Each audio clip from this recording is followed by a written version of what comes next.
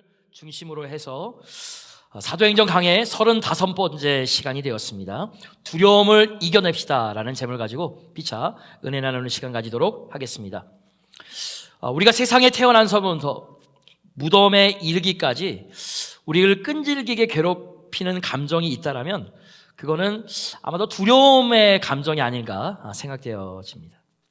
여러분 혹시 살면서 이런 두려움 느껴보지 않았습니까? 내가 직장을 잘 다니고 있지만 요즘같이 어려운 시절 가운데서 내가 혹시 직장을 잃어버리게 되지는 않을까. 우리가 사업을 참 잘하고 있지만 경기가 참 안 좋지 않습니까? 내 사업이 이렇게 안 되다가 부도나는 것은 아닌가. 소화가 잘 되지 않아가지고 병원에 갔는데 갑작스럽게 위암에 걸린 그 친구가 생각이 나서 나도 혹시 위암에 걸린 것이 아닐까. 운전을 잘하고 다니지만 갑작스럽게 다니다가 교통사고가 난 차들을 또 보면서 혹시 나도 사고가 나면 어떡하나. 내가 이렇게 행복하게 사는데 단란한 우리 가정이 깨지면 어떡하나. 우리 부부 사이가 이렇게 하다가 이렇게 계속 싸우다가 절단나는 것은 아닌가. 우리는 세상을 살아가다가 수많은 두려움을 지금도 느끼면서 살아갑니다. 이 두려움을 국어사전에 보니까 이렇게 나와 있더라고요. 경고, 불안, 무질서에 대해서 우리 정서의 내부에 야기된 고통스러운 감정이라고 정의를 했더라고요. 다시 말씀드리면 이 두려움이라고 하는 것은 우리가 처한 모든 불쾌한 상황에 대해서 우리들이 나타내는 정서적인 반응을 말하는 것입니다. 그런데 우리는 이 성경을 통해서 이 두려움의 문제를 심각하게 생각하는 이유가 무엇인가? 우리가 두려워하는 대상 그 자체보다도 두려움이라고 하는 이 감정이 가진 파괴적인 위력 때문에 그런 것입니다.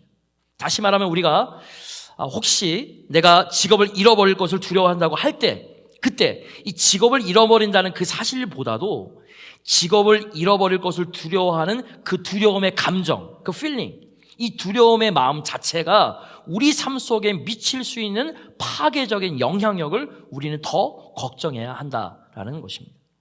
근데 참으로 신기하게 오늘 본문에도 이 두려움을 느끼는 한 사람이 있습니다. 오늘 텍스트는 이 사도 바울이 고린도 지역에 교회를 어떻게 세웠는가 하는 것을 간단하게 설명하고 있는데 먼저 우리 1절 말씀 한번 다 같이 읽어보도록 하겠습니다. 시작. 그 후에 바울이 아덴을 떠나 고린도에 이르러. 누가는 이 바울의 여정을 굉장히 간단하게 적었죠. 바울이 아덴을 떠나 고린도에 이르렀다. 근데 이 고린도전서 2장 3절을 보면 바울의 이때 자신의 심정을 아주 직설적으로 표현을 했습니다. 고린도전서 2장 3절 다 같이 읽습니다. 시작. 내가 너희 가운데 거할 때에 약하며 두려워하며 심히 떨어더라. 사도 바울이 사도긴 사도지만 대사도 아니에요. 이 대사도 바울이 고린도에 들어가서 수개월 동안 그의 심정이 지금 어땠습니까? 약함을 느꼈다고 했습니다. 굉장히 위축됨을 느꼈고 마음에 얼마나 두려움을 느꼈는지 밤마다 심히 떨었다고 지금 표현하고 있습니다. 여러분, 바울이 왜 이렇게 두려움에 사로잡혔을까요? 우리가 알듯이 지금 사도 바울은 2차 전도 여행을 다니고 있습니다. 다음 슬라이드. 원래 사도 바울은 이곳으로 오려오지 않았죠. 여러분들 보시면 오른쪽 중간에 또 보면 러시아 부근 지방 보이죠? 거기에 비두니아라고 하는 이 러시아 부근 지방에 가서 전도하라고 그러지 않았습니다. 그런데 드로아에 이르러서 조금 와서 드로아에 이르렀을 때 무시아에 이르러 예수의 영이 막았죠. 그때 성령께서 친히 환상을 통해서 맨 왼쪽에 보시면 마게도니아가 보이죠. 그죠? 마게도니아 아가야 지방에 가서 전도하라고 해서 이쪽으로 건너온 것이지 않습니까? 근데 이 아가야 지방을 전도하기 위해서는 반드시 정복해야 할 3개의 도시가 있습니다. 지금 지도에 3개 동그라미로 지금 표시되어 있는 도시가 바로 그 도시들입니다. 이 아가야에 세계적인 3대 도시가 있는데 그것이 바로 아덴과 고린도와 에베소입니다. 그죠? 그래서 이 사도 바울은 어느 도시보다도 이 3 도시들에 심혈을 기울이게 됩니다. 특히 지난주에 살펴보았던 첫 번째 도시 그 아덴에 대한 바울의 기자는 굉장히 대단했죠. 왜 그렇습니까? 지적인 도시였기 때문에 그렇습니다. 그 당시에 3대 유명한 대학이 있었는데 거기에 가장 뛰어난 대학이 첫 번째 도시인 아가야의 첫 번째 도시인 아덴에 존재했습니다. 아시다시피 사도 바울도 철학 공부를 굉장히 많이 한 사람이었습니다. 이렇게 생각했을 것입니다. 아덴에 들어가면 그들의 신분이 지적 수준이 나와 좀 비슷하니까 저 사람들이야말로 내 말을 들을 것이다. 아마 위대한 교회가 아덴에 세워지겠지 하고 전도를 했습니다만 웬걸요? 우리가 지난주에 이미 살펴본 대로 아덴에는 변변한 교회 하나 세우지 못했더랬습니다. 이것은 어쩌면 사도 바울에게 씻을 수 없는 마음의 상처가 되었을 것입니다. 내가 그래도 이렇게 학문을 공부했는데 내가 그렇게 흠모하던 아덴에 변변한 교회 하나 세우지 못하다니, 그러면서 아마 본인이 굉장한 자책을 했을 것입니다. 그리고 이제 유대인들의 핍박을 통해서 사도 바울은 아덴을 떠나서 아가야 지방의 두 번째 도시인 고린도로 발길을 옮깁니다. 근데 이 고린도가 또 어떤 도시인지 아십니까? 기원전 46년에 줄리어스 시저가 화려하게 재건한 놀라운 도시입니다. 그 당시 고린도 지방을 살펴보면 인구가 약 한 75만 명이라고 합니다. 지금도 75만 명의 도시는 큰 도시잖아요. 지난번에 살펴보았던 아덴이 한 5천 명에서 1만 명 정도 되는 작은 소도시인 것에 비하면 너무나도 큰 도시입니다. 그리고 여러분 생각해 보세요. 2000년 전에 75만 명의 도시, 아마 전 세계에서 제일 큰 도시 중에 하나였을 것입니다. 사도 바울은 생각했습니다. 이 대도시를 복음화시키지 못한다라면 이 마게도니아 지방에서의 선교는 실패로 돌아갈 것이 너무나도 뻔하다. 그래서 이 사도 바울은 마음에 많은 부담을 느끼면서 이 고린도에 입장했을 것입니다. 근데 이 고린도도 사실 만만치 않은 도시였습니다. 여러분 지도를 보시면 아시겠지만 여기에는 큰 해협이 있죠. 지중해가 있죠.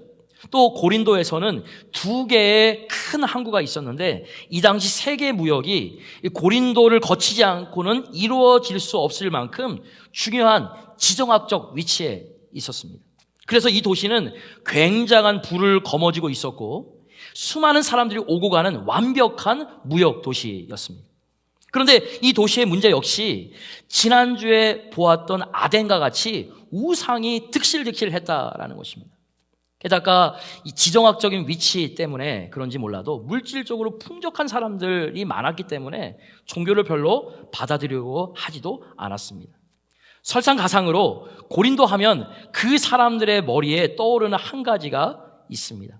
그건 다름 아닌 도덕적인 타락입니다. 다음 슬라이드 보여주시면 우리가 잘 아는 대로 이 고린도 도시에 우뚝 솟은 유명하고 웅대한 아프로디테 신전이 있습니다. 여러분 나중에 유럽 여행 가시게 되면 이거 보실 수 있을 것입니다. 지금 현재 남아있는 모습이 이렇거든요. 그러니까 그때의 신전은 얼마나 웅장했겠습니까? 그런데 이 아프로디테 신전에는 약 한 1000명의 여인들이 날마다 거기서 하숙을 하면서 지냈는데 그들이 다 하나같이 몸을 파는 창기들, 창녀였습니다. 이 많은 사람들이 신에게 이 신전에서 제사를 드린다는 이유로 이 제물을 바치고 예배를 딱 한 드린 다음에 이 창녀를 돈 주고 사서 함께 자는 풍습이 이 고린도에 퍼져 있었더랬습니다. 우리가 이 고린도서를 읽으면 그 당시에 있었던 교회가 도덕적으로 얼마나 형편없었는지 누구나 알 수가 있습니다. 고린도 전서를 가만히 읽어보면 중간에 음행에 대한 이야기가 나와 있는데 거기에 보면요, 심지어 아버지의 아내를 데리고 사는 사람이 교회 안에 있었다고 했습니다. 제가 추측해 보건대 친어머님은 아니겠습니다만 아마도 계모를 데리고 사는 자가 교회 안에 있었던 것입니다. 얼마나 그 당시의 사회가 도덕적으로 타락했으면 교회 안에서까지 이런 일이 벌어지고 있었을까? 제가 또한 그 당시 문헌을 보다가 재미있는 두 가지 단어를 발견을 했습니다. 여러분 보시면 아시겠지만 부도덕한 일을 저지르다 하는 헬라어 단어가 코린시아 조마이입니다. 고린도라고 하는 그 단어가 들어가 있죠. 두 번째로 매춘 행위를 하다, 성행위를 하다라는 이 단어가 코린시아 스테스인데 거기에도 고린도라고 하는 단어가 들어가 있잖아요. 여러분 한번 생각해 보세요. 왜 이런 단어들이 파생했을까? 당시에. 그 당시에 모든 사람들이 고린도 하면 음란의 도시로 알았기 때문에 그래요.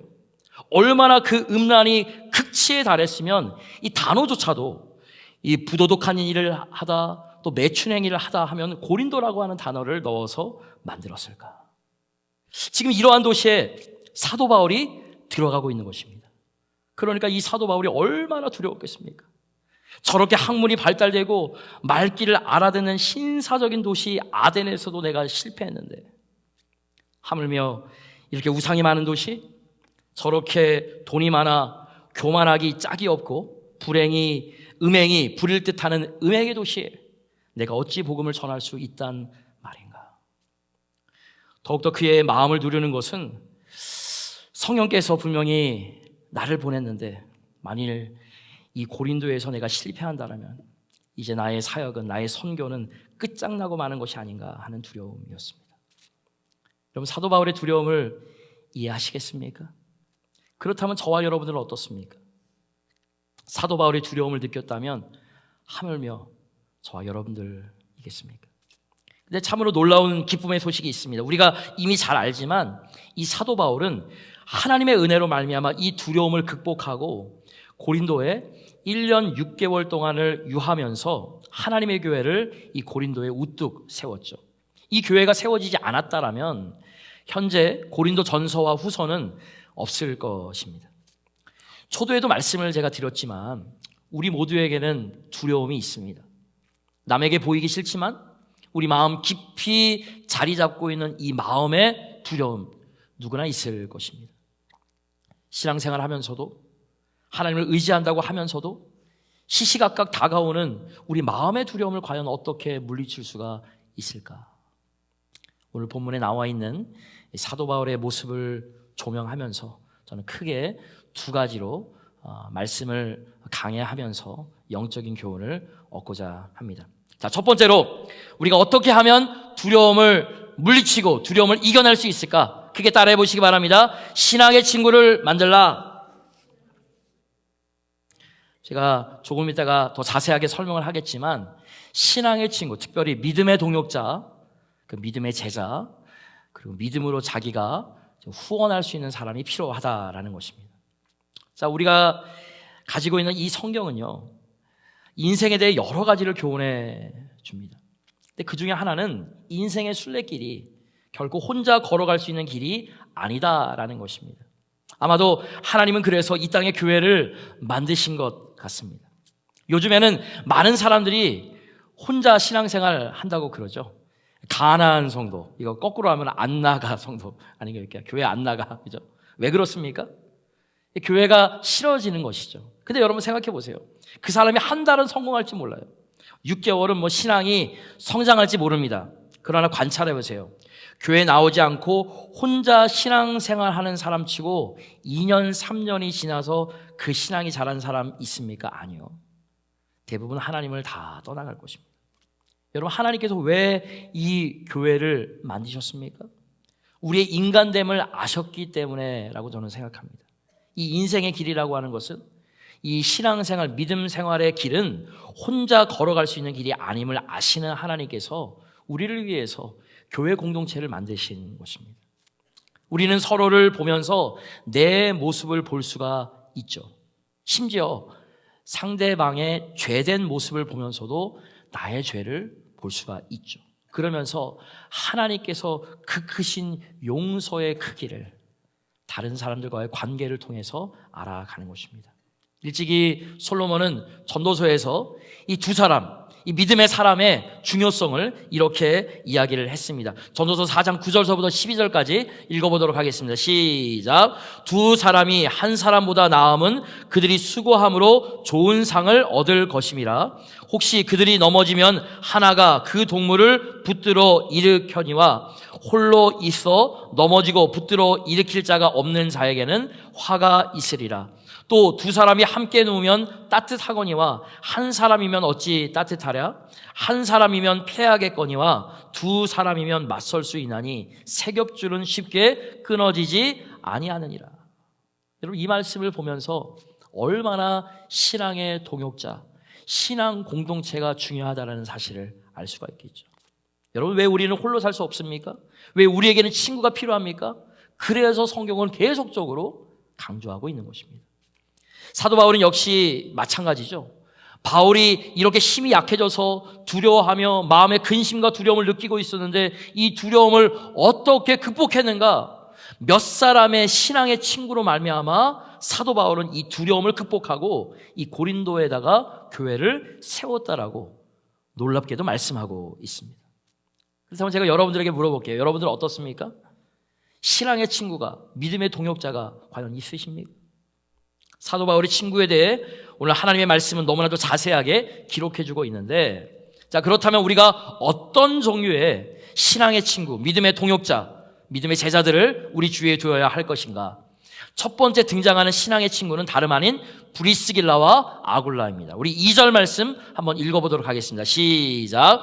아굴라라 하는 본도에서 난 유대인 한 사람을 만나니 글라우디오가 모든 유대인을 명하여 로마에서 떠나라 한 고로 그가 그 안에 브리스길라와 함께 이달리아로부터 새로 온지라 바울이 그들에게 가매.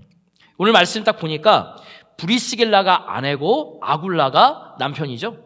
근데 이 부부가 어떤 사람입니까? 오늘 우리가 2절 말씀을 보시면 유추할 수 있듯이 이들은 사도 바울이 전도한 사람들이 아니죠.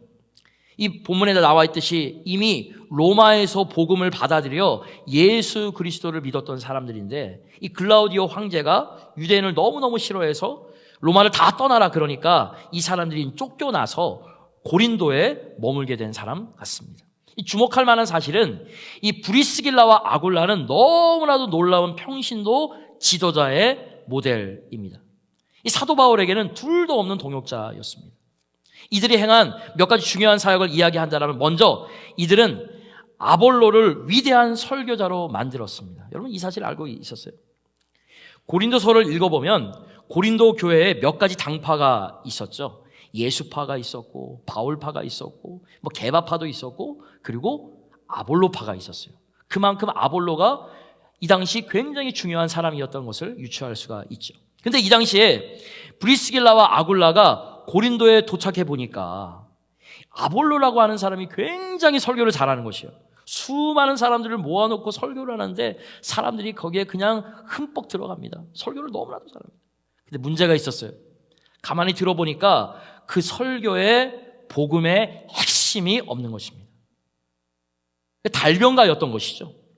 근데 한번 생각해 보세요. 이 아굴라와 브리스길라는 비록 평신도였고 성경 어디에도 설교를 했다는 기록이 없거든요. 그런데 이들이 성경에 대한 지식이 대단했던 것 같아요. 설교자의 설교 말씀을 딱 보고서 이것이 정말로 하나님의 복음의 핵심을 그대로 전하는가 전하지 않는가, 그거를 알 수가 있었으니까. 저는요, 이 브리스길라와 아굴라를 보면서 여러분들이 그렇게 되어야 된다고 생각합니다. 오늘날 강단에 하나님의 말씀이 너무나도 빈약하다고 이야기하시는 분들이 많이 있어요. 물론 목회자들에게 책임이 있습니다. 목회자들이 더 연구해야죠. 더 기도해야죠. 더 준비해야죠. 하나님의 복음의 핵심을 잘 전해야 되죠. 그러나 저는 목사들만 비난할 것이 아니다라고 저는 생각을 합니다. 평신도들인 여러분들에게도 그 책임이 있다고 저는 생각을 합니다. 목회자가 복음을 제대로 전하지 않을 때, 복음의 핵심에 빗나갔을 때, 하나님의 말씀을 올바로 강의하지 아니할 때 그러한 곳에는 가지 말아야죠. 근데 여러분, 작금의 교회의 현실을 보세요. 부흥을 한다고 해놓고 하나님의 말씀을 전한 것보다는 기복신앙을 가르치는 곳이 훨씬 더 많습니다. 한번 말씀을 한번 들어보세요. 복 받는다, 병 고친다. 사실 하나님의 말씀은 온데간데 없고 거기에다가 주춤합니다. 하나님 말씀 받으면 이곳에 오면 복 받는다, 병 받는다. 그리고 설교하면서 헌금 강요하시는 분들 얼마나 많이 있어요. 그러면 복 받는다, 병 고친다 하면은 원 평신도들이 그곳에 꽉꽉 흘러넘치죠. 하나님의 말씀을 가르치는 곳에는 따분하니까 헌금 같은 거 안 해도 그곳에 가서는 헌금 아끼지 않습니다. 우리 지난주에 살펴보았잖아요. 점장이들처럼 막 그냥. 근데 하나님의 말씀을 강해하고 하나님의 말씀을 지칭할 때는 어떻습니까? 별로 재미없잖아요. 그러니까 눈을 감고 쭉 하면서 어떻게 합니까? 입신하는 거죠, 그냥. 그러니까 많은 신실한 목회자들이 어떻게 하나님의 말씀을 제대로 설교할 수 있고 강해할 수 있고 지칭할 수가 있겠습니까? 근데 브리스길라와 아굴라는 그러한 사람들이 아니었습니다. 아볼로에게 복음이 없는 것을 알아차릴 정도로 성경에 굉장히 밝은 평신도였습니다. 그리고 아볼로를 데려다 놓고 1년 6개월을 어떻게 했습니까? 하나님 말씀을 통해 복음을 제대로 가르쳐 줍니다. 그 결과 이 아볼로는 탁월한 언변에다가 하나님 말씀까지 더해져서 그 시대의 위대한 설교자, 영적 리더가 되었다고 성경은 증언해 주는 것입니다. 이것뿐이 아니에요. 로마서 16장 3절과 4절 말씀 보여주시기 바랍니다. 브리스길라와 아굴라에 대해서 사도 바울은 이렇게 이야기를 했습니다. 다 같이 있습니다. 시작. 너희가 그리스도 예수 안에서 저희는 내 목숨을 위하여 자기 목이라도 내어 놓았으니 나뿐 아니라 이방인의 모든 교회도 저희에게 감사하느니라. 지금 성도들에게 마지막 자기가 죽기 전에 감옥에서 문안 인사를 하는데 브리스길라와 아굴라에게 문안하라고 외칩니다. 왜 그래요? 저희는 내 목숨을 위하여 자기 목이라도 내어 놓았다고 했습니다. 사도 바울을 위해서, 아니 사실 사도 바울의 사역을 위해서 목숨까지도 내놓고 봉사하고 도왔던 평신도, 그 사람들이 다름 아니라 브리스길라와 아굴라였다고 말씀하고 있습니다. 저뿐만 아니라 모든 목회자들에게 있어서 소원이 있다라면 이러한 믿음의 동역자들과 함께 사역하는 것입니다. 이것이 축복이지 않겠습니까? 내 어려움을, 자신의 어려움을 안아서 자기의 목숨까지 내놓고, 다른 것 때문에 아니라, 제 인간성이 좋아서가 아니라, 제 인품이 좋아서가 아니라, 목사여서, 담임 목사라서 좋아하는 것이 아니라, 제가 전하는 이 복음 때문에, 제가 가지고 있는 이 하나님의 사역 때문에, 이 비전 때문에 복음을 위해서 목숨을 내놓고 일할 수 있는 평신도, 그것이 저의 기도 제목이고 저의 소원입니다. 제가 기도하기는 앞으로 이러한 평신도 리더들, 동역자들이 우리 제일사랑교회에 수없이 나오게 되길 주의 이름으로 축원합니다. 여러분들이 그렇게 되시길 주의 이름으로 축원합니다. 제가 지난 주간에 우리 한빛교회 이제 동사 목사님으로 오신 우리 김 목사님하고 같이 이렇게 부부하고 같이 잠깐 바쁜 중이지만 식사를 하면서 교제하면서 이런 이야기를 했습니다. 우리와 같이 신실하게 기도해주고 중보해주고 그냥 눈빛만 봐도 도와줄 수 있는 그런 사람들을 세우기 위해서 우리 더 노력하자고, 더 기도하자고. 그래서 우리 성경 공부하고 말씀 강의하고 그렇게 하는 것입니다. 가까운 교회인데, 다들 고만고만한 교회인데 서로 우리 그냥 빗장 걸어 놓지 말고 서로 우리 오픈하면서 잘 지내자고, 동역자로 잘 지내자고. 제가 지난 그 교회 세종교회에 있을 때 20년 동안 공주에서 목회를 하시고 나서 하나님의 큰 비전을 가지고서 이제 행정종합도시가 이제 생길 것을 알고서 그 교회에 이제 개척을 하겠다고 하는 비전을 딱 선포하고 이제 그 장로님들 아니면은 이제 같은 안수 집사님들에게 이야기를 딱 했습니다. 그리고 이제 수석 장로님한테 이야기를 딱 했습니다. 근데 참 공교롭게도 바로 전주에 그 좋은 아파트를 이제 산 그 분들이시거든요. 그리고 두 분이 다 이제 교직에 계셨었어요. 그래서 사실 이제 세종으로 가게 되면은 20분 이상, 30분을 이제 출퇴근을 해야 되는 것이고, 아무래도 이제 교회 바로 옆에 있으면은 개척교회를 하면은 할 일이 많이 있지 않습니까?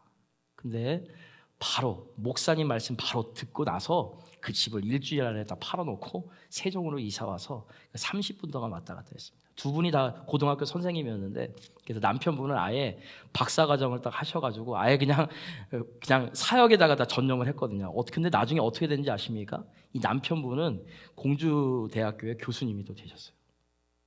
그러면서 더 이렇게 시간이 더 남아가지고 더 하나님께서 물질적으로 또 허락해 주시고 이분들을 통해 가지고 지금 교회가 한 6천 명이 넘어가고 5개 캠퍼스가 있는 10,000명이 넘어가지 않습니까? 저는 그걸 깨달았어요. 아, 그렇구나. 목사님 한마디 딱 했을 때 모든 것들을 내려놓고 같이. 근데 목사님한테 잘하는 건 아니죠. 목사님이 가지고 있는 그 비전에 목숨 걸고 헌신한 거죠. 20년이 다 걸렸는데 저도 한번 그런 생각을 해봤습니다. 20년 후면은 아마 제가 은퇴할 때 됐는데 그때 그런 사람들이 몇 분이나 있을까, 그렇죠? 그런 생각을 했는데 이 중에서 그런 분들이 많이 나오시게 되길 부탁드리고 기도합니다. 여러분들도 보셔야죠. 우리 유대환 목사가 가지고 있는 그 비전이 정말로 하나님께서 원하시는 그 비전인지, 저를 좋아서 하는 것이 아니라 하나님 앞에 순종하는 저와 여러분들 되시길 주의 이름으로 축복합니다. 우리가 어떻게 인생의 두려움의 골짜기를 지나갈 수 있습니까? 이와 같이 신앙의 친구가 있어요. 먼저 동역자를 만들어야 됩니다. 여러분과 하나님의 복음 때문에, 하나님의 사역 때문에, 하나님 말씀 때문에 죽고 사는 사람들. 그렇다면 스스로 다시 한번 질문해 보시기 바랍니다. 인간성이 좋아서가 아니에요. 계모임이 아닙니다. 이 복음을 위해서, 과연 이 하나님의 사역을 위해서 목숨을 같이 할 사람이 여러분 주위에 몇 사람이나 있으십니까? 교회들을 봅니다. 교회들 안에서 친한 사람들이 있죠. 왜 친합니까? 오래같이 살았다는 것입니다. 한 고향 출신이라는 것입니다. 하는 일이 비슷하고 취미가 비슷하다라는 것입니다. 근데 참으로 신기하게 이것이 나쁜 것은 아니지만 오늘 교회는 이것으로 너무나도 끈끈하게 나뉘어지고 있다라는 것입니다. 게다가 참으로 교회의 불행한 일은 복음을 위하여 목숨을 서로 바칠 만한 참 신앙인들이, 참 제자들이 점점 사라지고 있다라는 것입니다. 그래서 교회는 점점 무너지는 것이고 교회는 계속적으로 감소하고 있는 것입니다. 여러분, 신앙의 친구를 어떻게 만드는가? 여러분, 브리기스길라와 아굴라가 사도 바울을 위해서 열심으로 같이 믿음의 동역자가 된 것처럼 믿음의 동지를 만들어야 되는 것입니다. 우리 주위에 복음을 위해 목숨 걸 해병대와 같은 믿음의 동지들을 많이 만들어내시길 주의 이름으로 축원합니다. 자, 두 번째 등장하는 신앙의 친구는 실라와 디모데입니다. 이 실라와 디모데는요, 액면 그대로 사도 바울이 말씀으로 양육한 것입니다. 저는 이제 실라와 디모데 말씀을 딱 보면서 저에게 있어서 여러분들은 실라와 디모데가 됐으면 참으로 좋겠다라는 생각을 많이 했습니다. 이 사람들은 진짜 사도 바울이 직접 전도해서 양육한, 말씀으로 양육한 그런 제자들 아니겠습니까? 우리 5절 말씀 우리 다 같이 있습니다. 시작. 실라와 디모데가 마게도냐로부터 내려오매 바울이 하나님의 말씀에 붙잡혀 유대인에게 예수는 그리스도라 밝히 증언하니. 제가 예전 교회 세종에서 사역할 때 한 집사님으로부터 이런 이야기를 들었습니다. 목사님하고 할 이야기가 있다는 거예요. 그래서 얘기해 보십시오. 카페에서 얘기를 하는데, 목사님 제가 요새 전도하고 있는데 그 전도 함부로 할 게 아니던데요, 이렇게 합니다. 아니, 무슨 소리인지 한번 얘기를 좀 해보시라고. 그랬더니 이 집사님이 이렇게 이야기하는 것입니다. 제가 저번에 한 사람을 전도해 놓았는데 이 사람이 주일만 가끔 나올 때는 괜찮았다는 것입니다. 근데 이 사람이 어느 날 변화를 받아서 자기도 현재 안 나오는 수요일 저녁 예배를 나오기 시작했다라는 것입니다. 근데 나오는 거 괜찮은데 하루는 나오더니 자기를 찾더라는 것입니다. 이 집사님, 지난 수요일 저녁에 어디 가셨었어요? 그래서 속으로 원래 안 나가던 수요 예배였는데 너무나도 당황스러워서 하얀 거짓말을 좀 했대요. 내가 좀 바쁜 일이 있어가지고. 그리고 나서는 어쩔 수 없이 그 자기가 전도한 사람 때문에 수요 저녁 예배를 나오고 있는데 저에게 뭐라고 얘기했는지 아십니까? 요즘에 새로운 걱정이 있다는 것이에요. 뭡니까? 저 사람이 저러다가 새벽 기도해도 나가면 어떡하나? 이 보통 걱정이 아니다라는 것입니다. 그럼 어떻게 하시겠어요? 한참 걱정하시다가, 근데 진짜 상담이라는 게 참 이상해요. 본인이 얘기하고요, 본인이 해답을 다 가져가. 저는 가만히 듣고, 아, 그러세요. 그냥 기도만 해주면 돼요. 근데 그분이 뭐라 그러는지 아십니까? 목사님, 그래도 제가 전도하렵니다. 사실은 제 신앙이 이렇게 자란 것이 제가 전도한 그 성도 때문에 그런 것 같아요. 제가 그 사람을 사실은 도운 줄 알았는데 나중에 알고 보니까 저 사람이 내 신앙을 키웠어요. 목사님, 그래서 제가 수요 예배도 나오고 저 사람 때문에 열심히 안 하려 그러다가 열심히 교회도 참석하고 교회 헌신하고 봉사하게 되었습니다. 그리고 남의 흉보러 그러다가도 저 새신자 때문에 입을 다물게 되었습니다. 그러다 보니까 어느덧 제 믿음이 너무나도 자란 것 같습니다. 사랑하는 성도 여러분, 이와 같이 믿음의 친구 가운데 여러분이 도와주는 사람이 있어야 돼요. 여러분들이 돕는 것 같지만 하나님은 그 돕는 손길을 통해 오히려 여러분들을 성숙시킵니다. 그래서 여러분들, 우리 교회에서 목자들이 최고로 힘들죠. 안 나오면은 전화해야 되죠. 그리고 목사만 신방 갑니까? 목자들도 신방 가서 다 챙겨야 되잖아, 그죠? 다 챙겨. 대소사 다 챙기지 않습니까? 안 챙기세요? 그죠? 저한테 얘기해 주세요. 누군지. 아마 다 챙기는 걸로 알고 있는데. 그래서 목자는 신앙이 성숙할 수밖에 없는 거예요. 자기가 섬기고 챙기는 사람이 있으면 더 성숙할 수밖에 없고, 더 기도할 수밖에 없고, 더 교회에 헌신할 수밖에 없는 거잖아요. 그래서 더 성숙하는 거예요. 그런데 그게 더 은혜가 되는 것이에요. 목사님한테 완전히 자기 집까지 팔아가지고 이쪽으로 와서 했더니만 고등학교 선생님이 대학교 교수가 됐어요. 물질적으로도 축복받고 하나님께서 더 하고 시간도 더 많아가지고 보면은 주중에 저보다도 더 신방도 많이 가고 사역을 더 많이 하더라고요. 그런 거예요. 섹스피어는 일찍이 이 사실을 발견하고 이런 이야기를 했죠. 여자는 약하나 어머니는 강하다. 그렇죠. 여자가 얼마나 약해요? 그러나 어머니가 되어 보십시오. 이건 조금인데 애를 하나 낳으면 여자가 어떻게 된다 그래요? 고양이가 되고 둘 낳으면 뭐가 됩니까? 사자가 된다 그러지 않습니까? 왜 그래요? 섹스피어가 왜 이런 이야기를 했을까? 여자는 본래 약하지만 아이를 가진 어머니는 그 아이를 보호하기 위한 본능 때문에 누구보다도 신체적으로 정신적으로 강해진다라는 것입니다. 여러분, 우리가 어떻게 두려움의 골짜기를 지나갈 수 있습니까? 우리가 어떻게 신앙의 골짜기를 지나가며 폭풍을 지나가며 인생의 풍랑을 승리할 수 있단 말입니까? 성경은 말씀합니다. 신앙의 친구를 만들되 여러분들이 돌볼 수 있는 사람을 만들라, 전도하라는 말입니다. 그러면 여러분의 신앙이 한창 뜨겁게 되기를 원한다면 주위에 전도 대상자를 데리고 오시기 바랍니다. 우리가 어느 누군가 약한 영혼을 돌보게 될 때 우리의 신앙은 자라요. 우리가 강하게 됩니다. 하나님으로부터 많은 축복이 내려올 줄로 믿으시면 아멘 하시기 바랍니다. 그래도 여러분 아멘 하시네. 일부 예배 때는 전도하라고 그러니까 예, 한 분도 이렇게 아멘 안 하시고 속으로만 이렇게 아멘을 하시더라고요. 그래서 제가 저도 뻘쭘하고 우리 성도님들도 좀 뻘쭘하고 딱 그랬었는데 전도가 어렵죠, 그죠?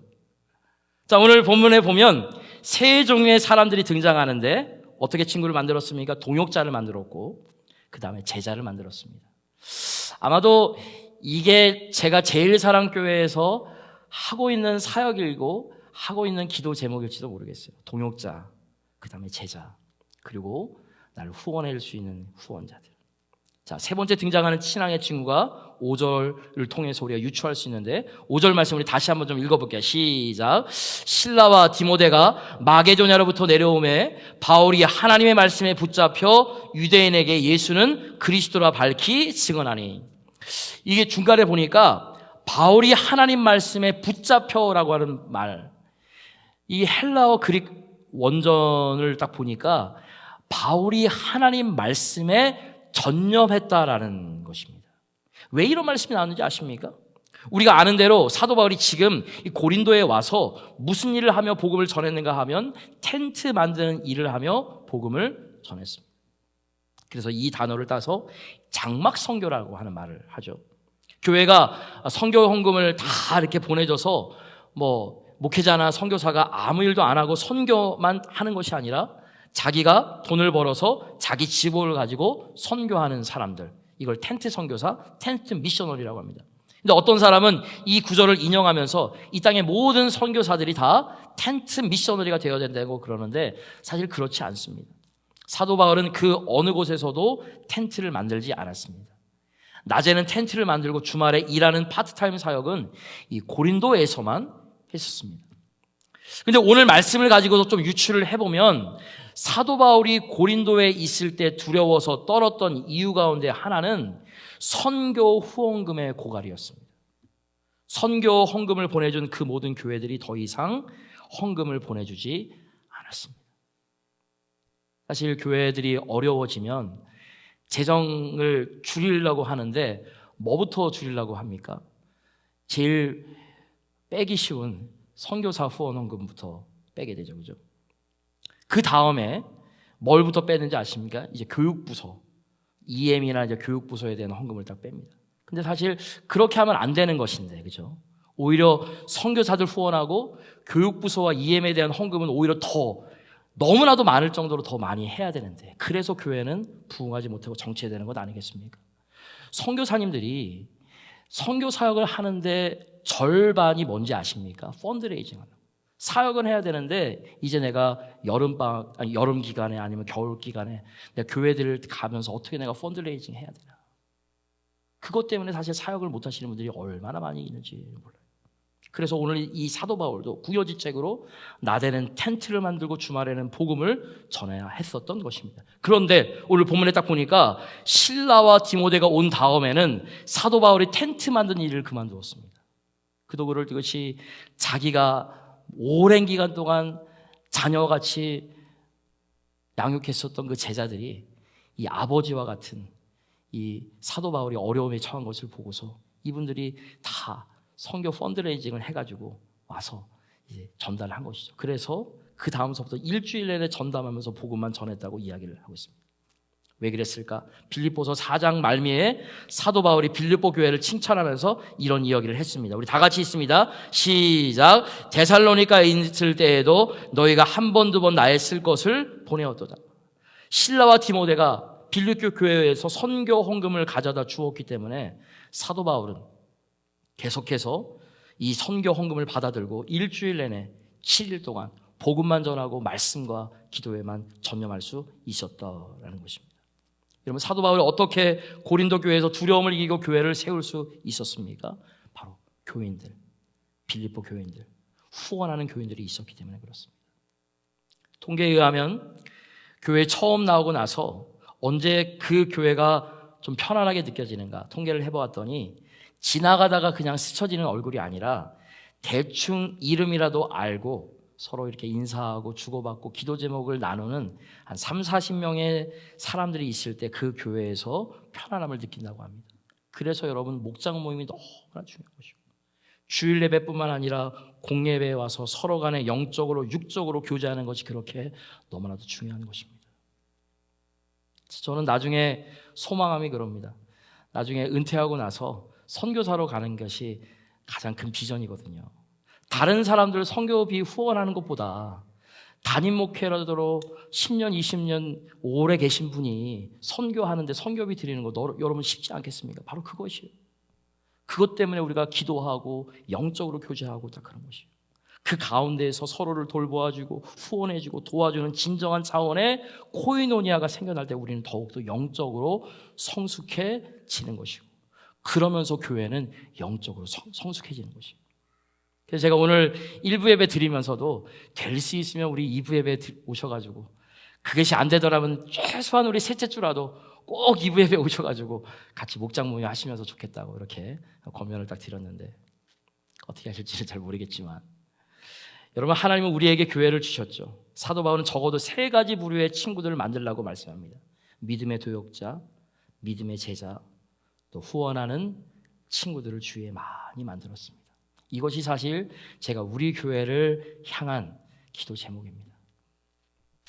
이것이 사도 바울로 하여금 두려움을 이기게 하고 고린도의 하나님의 교회를 우뚝 세운 비결이었다고 성경은 말씀하고 있습니다. 여러분, 그렇다면 저와 여러분들은 어떻습니까?